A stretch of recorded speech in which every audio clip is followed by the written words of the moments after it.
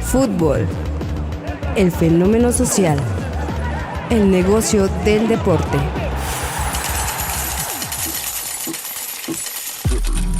Homo Ludens, conducido por Carlos Alberto. Un podcast de Se Quema la Base. Buenas tardes, noches, madrugadas, cuando quiera que estén escuchando esto. Esto es Homo Ludens, episodio 5, Fútbol, Globalización y la Peste.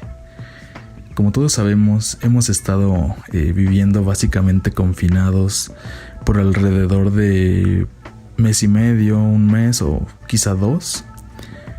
Esto ha llevado a los mercados mundiales a detenerse completamente y en específico a los mercados del fútbol, el mercado del fútbol a detener las competencias, a detener los juegos, y esto ha representado a su vez un impacto significativo en el modelo de negocio y en los ingresos de pues todos los equipos del mundo. Quizás ahora se está demostrando que los modelos de negocio a los que estábamos acostumbrados y de los que se habló en el episodio 2 no estaban lo suficientemente sólidos, o no se preveía un evento como este. Podemos hablar de un cisne negro, como lo ha teorizado Taleb, un evento completamente imprevisto que nos toma por sorpresa y tiene efectos devastadores en la economía de los equipos. En algunos casos, como por ejemplo clubes como Liverpool y Juventus, han llegado a solicitar financiamiento público por parte de los respectivos estados británico e italiano para no detener por completo sus operaciones. Algunos otros clubes han solicitado que sus principales futbolistas se reduzcan de manera significativa su sueldo, y para que se pueda seguir con los trabajadores que dependen del club, ¿no? Como ya sabemos, es una industria que ahorita no está generando básicamente ningún ingreso por concepto de taquilla, por concepto de derechos de televisión. Todo está detenido, y eso también plantea respecto del Estado un problema ético, un problema económico y un problema jurídico. Es éticamente responsable, es intrínsecamente bueno que el Estado destine recursos que fueron obtenidos a través de los impuestos, a través de las contribuciones de los ciudadanos, para destinarlos a equipos que están en manos de personas privadas, de empresarios privados. Esto ha sucedido también con los bancos, con los rescates bancarios. Eso que se convierte deuda, o se financia deuda o pasivos de algunos pocos empresarios, y se los transfiere pues al Estado, ¿no? Ahora bien, esto podemos verlo desde una manera simplista de los negocios y de que nos están privando del deporte que más nos gusta, pero si queremos tener una mirada un poco más profunda, podemos pensar que el coronavirus nos ha llegado a replantear nuestros pasatiempos, nuestra propia vida incluso, puesto que nos ha quitado muchas cosas las que nosotros estábamos muy seguros de tener. Nos ha quitado las visitas al cine, nos ha quitado las visitas al estadio, nos ha quitado la libertad de tránsito también. Esto podemos explicarlo de una manera metafísica o filosófica, hablando del fenómeno de la globalización. ¿Qué tan posible hubiera sido la extensión de la pandemia, o como yo le quiero llamar ahora, de la peste del siglo XXI? ¿Qué tan rápida hubiera sido su propagación si la globalización no existiera? si la globalización como fenómeno social, económico, de países sin fronteras, de libre tránsito de personas, de bienes, y como lo vemos ahora, de virus. Sabemos que normalmente la sociedad abierta, la sociedad liberal, posterior a la década de los 90, tuvo una victoria ideológica sobre la sociedad, sobre el comunismo. Y esto es importante porque también el fútbol se ha visto influido por el fenómeno de la creciente liberalización del tránsito. Vemos ahora a clubes con prácticamente ningún jugador que sea nativo del equipo para el que juega. Por ejemplo, Real Madrid, que tiene escasamente españoles, los equipos ingleses, incluso a nivel local lo podemos ver. Eso representa el triunfo de la globalización sobre el Estado nacional.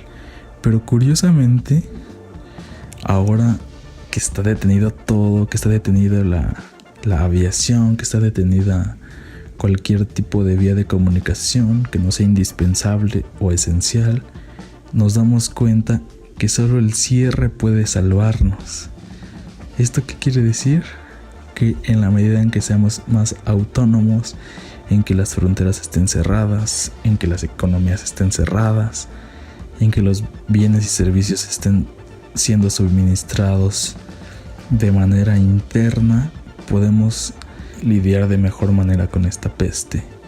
Esto ya ha sido teorizado desde el siglo XVIII con Fichte, un pensador alemán que acuñó el término estado comercial cerrado, y básicamente se basó en el concepto griego de autarquía o autosuficiencia. Esto se contrapone con todo el aparato liberal que siempre ha apoyado la supresión de las fronteras, la supresión de los aranceles o los impuestos al comercio, y que también ha apoyado la desnacionalización de los países, y frente a cualquier tipo de fenómeno que reivindique la nacionalidad, lo tildan, lo demonizan, lo estigmatizan con el fenómeno del fascismo, un fascismo que ya no existe, que actualmente ya es un fantasma, que fue derrotado por el propio liberalismo, pero que es un hombre de paja muy conveniente cuando el establishment liberal es incomodado. Ahora, podemos decir en este sentido que el liberalismo mata. El liberalismo con el COVID, el liberalismo fue un catalizador de la expansión de la pandemia, por lo cual podemos concluir que el liberalismo mata a las personas, pero también ha matado al fútbol, al deporte, a la industria cinematográfica, a cualquier tipo de comercio que ahora está en dificultades. Todas las cadenas de suministro mundiales están interrumpidas. Hay países que no pueden lidiar porque no tienen los suministros médicos, los suministros de alimentos necesarios para librar esta batalla contra la epidemia. Y también, curiosamente, ha trastocado los cimientos de la civilización, desde el petróleo, las finanzas, cualquier tipo de mercado. Todas esas cosas ha trastocado. Una simple enfermedad que surgió en un mercado chino y que no sabemos a ciencia cierta cómo lidiar con él. Se han tomado medidas preventivas, pero propiamente no podemos hablar de un tratamiento específico contra esa enfermedad. Ahora, esto también nos ha permitido revalorar y reivindicar el papel de la familia, porque el virus también nos ha permitido la capacidad de demostrar de manera autónoma y de manera sincera y compartir tiempo con nuestros seres queridos, aún en condiciones de máximo cierre. Yo intento imaginar a las personas que pues están privadas de cualquier tipo de contacto. Principalmente pensemos en las penitenciarías, y pues esto nos hace revalorar fenómenos que la sociedad liberal había erosionado, los valores como la familia, como los lazos de solidaridad social, etc. Ahora, el cierre y la transición a la autosuficiencia es algo que todos los estados pueden hacer, y hablando de fútbol, todas las ligas lo pueden hacer.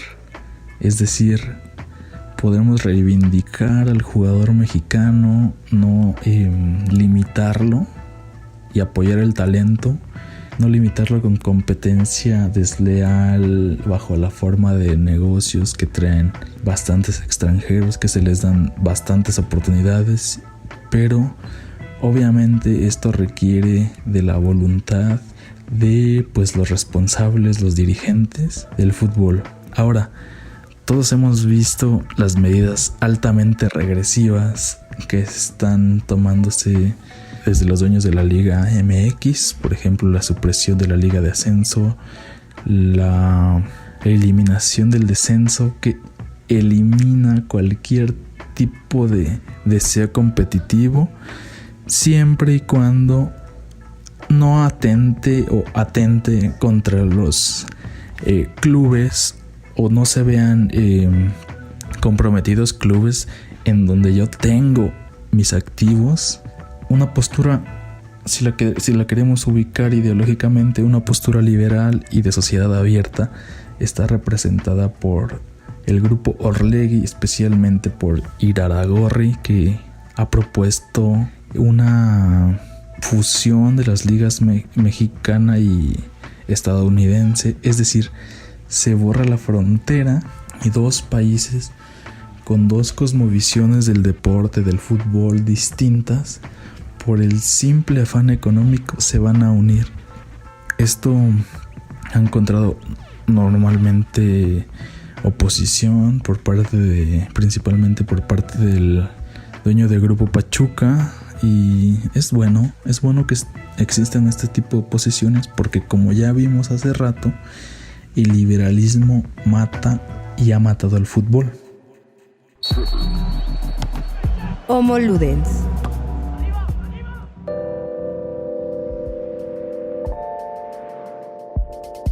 Ahora bien, si queremos ver un aspecto, digamos, positivo de esta enfermedad, lo podemos explicar de una manera metafísica mediante la alusión a los dioses de la peste. Principalmente en Grecia fue el dios Apolo, Esmintheus o dios ratón, y en la civilización cananea Reshef, que también era conocido como Nergal o el señor de la flecha.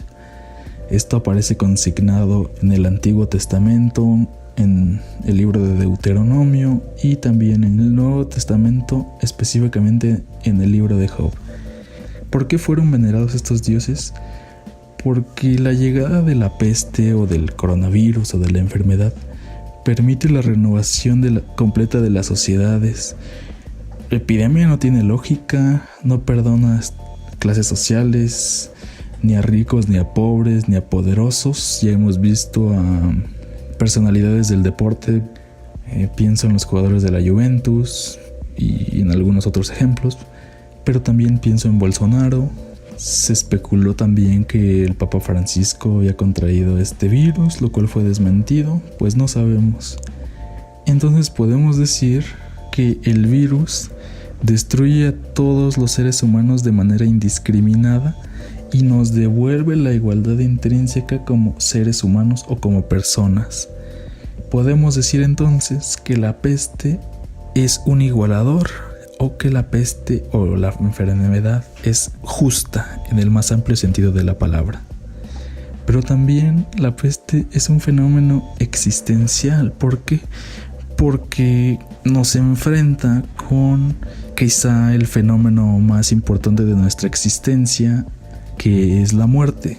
Normalmente nosotros sentimos o experimentamos que somos eternos, lo cual únicamente ante fenómenos como la guerra o una enfermedad terminal se produce una toma de conciencia y una jerarquización de las propias acciones que permite valorar lo que es verdaderamente importante en nuestra vida. Y esto es interesante porque también nos ha permitido el tiempo para quizás dedicar a nuestras actividades de recreación. Podemos ver películas, podemos ver series, podemos hablar con nuestros amigos por medio del uso de las aplicaciones y de las tecnologías de la información. Podemos revivir juegos que han marcado nuestra forma de ver la vida, leer ese libro que siempre hemos querido pero que nunca hemos tenido tiempo. Decía Émile Cioran que en el aburrimiento el tiempo no es lo que pasa, sino es lo que no pasa. La caída en el tiempo, cuando ya se pierde la noción de la continuidad, de la visión rectilineal del tiempo, y nos permite situarnos verdaderamente en lo que es importante para nuestra existencia. Y quizás necesitabas este tiempo para revalorar tus proyectos, para tomar una decisión importante. Quizá quieres decirle a tu esposa que la quieres más, quizás quieres decirle que la quieres menos, quizás quieres emprender algún nuevo proyecto, no sabemos. Pero esto es lo que permite la enfermedad y todas las consecuencias, es poder evaluar todo lo que está bien, todo lo que está mal, y de esa manera encarar a la vida. Nos devuelve el ser ya ahí, como decía Heidegger, el Dasein. ¿Y por qué todos estamos tomando conciencia? Porque vemos cómo mueren las personas que han sido afectadas por el coronavirus, que mueren solas, que mueren desesperadas, y eso es un drama bastante interesante. Ahora bien, hablando ya un poco más del tema, podemos decir que la globalización llegó al fútbol mexicano con la selección del Mundial de 2006 en Alemania, dirigida por Ricardo Lavolpe, aunque sabemos perfectamente que un año antes, en esa Copa Confederaciones de 2005, dio ciertos atisbos de ser una selección bien entrenada, que le demostró al mundo que podíamos competir con Brasil, con Argentina, con Alemania. ¿Y por qué digo que la globalización llegó al fútbol mexicano de la mano de Ricardo Lavolpe? Es bastante simple. Ningún otro técnico mexicano, porque Ricardo Lavolpe es mexicano, aunque tenga acento argentino, aunque fracasó con Boca, no importa. Como director técnico se formó en México. Hay que recordar que es alumno de Bilardo y esa legendaria línea de 5 al fondo, pero también es alumno de Menotti y del fútbol virtuoso, y del fútbol ofensivo, del fútbol pues digamos espectacular. Pues bien, llega Ricardo Lavolpe y exporta al mundo dos conceptos muy importantes que después Guardiola va a adoptar, que es el buen juego de pies de los porteros. El portero ya no es ese portero, por ejemplo, como Guillermo Ochoa, que permanece todo el juego atrincherado en su portería. Nos ha traído a porteros como Manuel Neuer, como Nahuel Guzmán, que juegan bastante bien con los pies, que permiten una superioridad numérica en la salida. Y hablando de esto, la salida lavolpiana, que Guardiola la aprendió en el fútbol mexicano y que incluso consultó a Ricardo Antonio Lavolpe para que le explicaran lo que hay detrás de este fenómeno. Ahora bien, podemos decir que también la globalización entró al fútbol mexicano con Lavolpe, porque justo después de su etapa como director técnico nacional, bastantes jugadores mexicanos pudieron ir a jugar a equipos en Europa. Estoy pensando en Carlos Salcedo, Francisco Javier Rodríguez, Pavel Pardo, Ricardo Osorio, Guardado, etc. Y esto se ha pensado, siempre se ha dicho, esto ha beneficiado al fútbol mexicano. Yo diría que pues sus beneficios son más bien mucho más discretos de los que la prensa ha querido reconocer. Siempre estamos siendo eliminados en la misma etapa en mundiales, no hemos ganado pues ninguna otra copa significativa, y entonces no es bueno per se que el fútbol esté más o menos globalizado. Incluso ahora mismo se ha revelado como un obstáculo para poder tener a tiempo a los futbolistas para una preparación mundialista, tener a disposición a los jugadores para un torneo importante. Incluso eso mismo nos hizo abandonar la Copa América.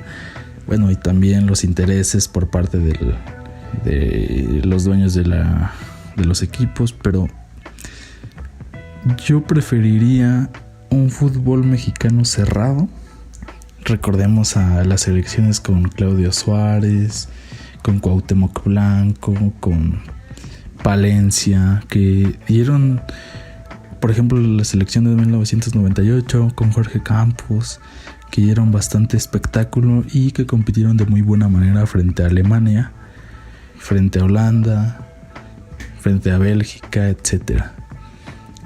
Entonces podemos decir, ya para finalizar, que pues estamos privados del fútbol. Aquí podemos preguntarnos qué tan importante es el fútbol en nuestras vidas. ¿Es tan importante como nosotros creíamos que era? O más bien deberíamos preocuparnos en otros tipos en querer más a nuestra familia, en querer más a nuestra pareja, o querer menos, buscar otro deporte, buscar otro entretenimiento, o por el contrario, sí representa algo esencial en nuestras vidas: ir al estadio, apoyar a nuestro club, sentirnos parte de algo más grande que nosotros mismos. Ahora bien, por último, quiero llamar a una reflexión. Si consideramos a el coronavirus como el evento en términos de Martin Heidegger, es decir, como esa toma de conciencia o ese disparador de toma de conciencia respecto de nuestro ser ya ahí, podemos esperar que la humanidad sacará las conclusiones apropiadas posterior a la afectación de la plaga o posterior a la plaga. Ojalá que sí. Podemos pensar que la humanidad obtendrá las conclusiones correctas, es decir, en lugar de privatizar la salud pública, lograremos consolidar un sistema de salud que sea robusto, que sea financieramente viable y que tenga la capacidad de atender a muchas de las personas que en un evento futuro probablemente pueda venir otro tipo de virus, otro tipo de enfermedad, otro tipo de catástrofes incluso, y les podremos hacer frente.